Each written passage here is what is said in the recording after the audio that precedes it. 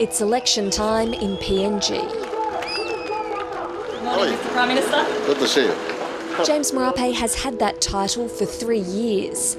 Now he's hitting the campaign trail to try to keep it. I think our people will pass good judgment.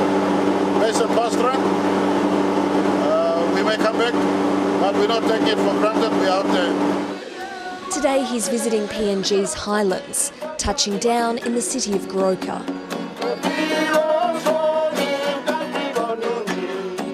James Marape came to power 3 years ago after leading a walkout on the then Prime Minister Peter O'Neill, a man who was once a close political ally. I've seen him and observed him for 8 years, and I would never ever want to go back and work in a coalition that he's leading. When power got into his head, he moved away from the goalpost of saving our country.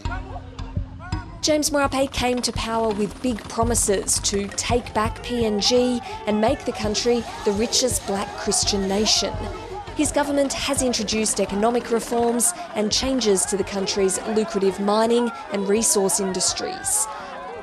It's about us as a nation having the ability to ensure we sustain life in all our service sectors, as well as getting the infrastructure worked on and getting our people getting engaged properly in what could be a country that they're proud of. So it's very much achievable.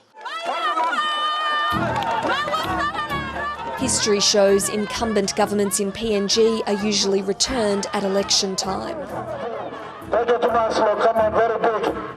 But Mr Marape's battle with his now bitter rival is far from over. Very nice catch. Yes. Thank you. Peter O'Neill has been busily touring the country as part of his bid to regain the Prime Ministership. You don't work must go yet, huh? The people have had time to reflect and assess the performance of this group of people who have thought that they can do a better job, and I can tell you that our population is very disappointed. Mr O'Neill has been dogged by corruption allegations. I have been arrested, I've been charged, I've appeared before courts and found not guilty on many of the allegations, which were virtually politically motivated. Go, go, go, go, go, go. Vote for your Prime Minister. These kind of massive campaign rallies are being held all across the country, and they'll continue until Papua New Guineans head to the polls in July. 2 weeks are set aside for voting and 1 week for counting. The newly elected MPs will then go into 2 camps where they'll form coalitions before we finally see what the makeup of the new government is. The outcome is being closely watched. Solomon Islands' security deal with China has turned a spotlight on the region. An ambitious 2018 proposal for a massive commercial development on PNG's southern coast, including a naval base and port, is raising concern in some circles in Canberra. It's just a concept.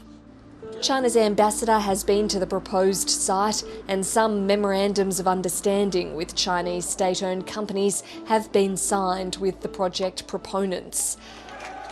But it's still a very long way from becoming a reality, and both candidates say Australia shouldn't worry. I think some of these far-fetched projects need to be realistically looked at it again and negotiated properly. So I shouldn't worry too much about what has been proposed. It's just purely an economic investment zone, not a military zone or a security zone. And there are boundaries for investments and boundaries for other sovereignty matters. So I can give you my honest assessment, or assurance rather, that there's no military base to be set up. China's Foreign Minister Wang Yi visited PNG in the midst of the campaign. Australia is holding off until after the election. I don't intend to deviate much. We respect China as they are. We respect Australia as they are, as our most important friend, and our mother country that gave birth to us. We have had no desire to change our position on security. We are aligned with the Australians and the United States and New Zealand on that aspect.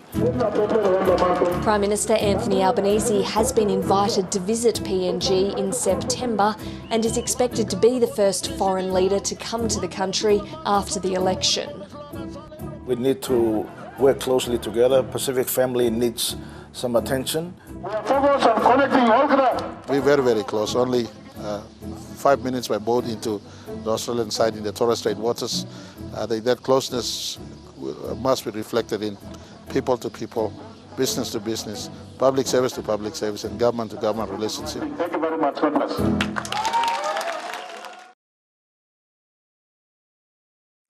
Hi, I'm Lee Sales. Thanks for watching this story. If you'd like to watch more of 730's stories, they are on the left of your screen. And tap on the button below to subscribe and get the latest from ABC News.